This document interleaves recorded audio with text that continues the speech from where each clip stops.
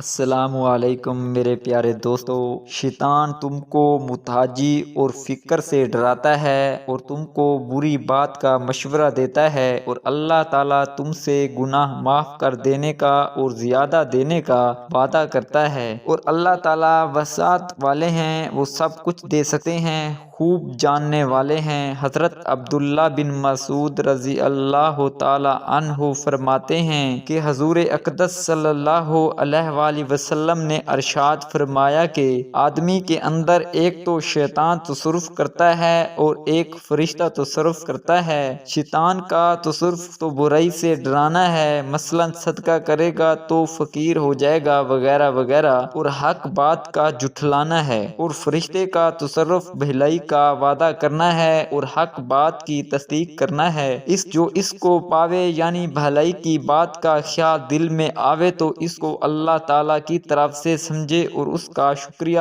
ادا کرے، اور جو دوسری بات کو پاوے یعنی برا خیال دل میں آوے تو شیطان سے پناہ مانگے۔ اس کے بعد حضور اقدس صلی اللہ علیہ وآلہ وسلم نے اپنے ارشاد کی تائید میں یہ آیت شریف پڑھی، جس میں حق تعالی شانہ کا ارشاد ہے کہ شیطان فکر کا خوف اور فحش باتوں کی ترغیب دیتا ہے اور یہی حق کا جھٹلانا ہے۔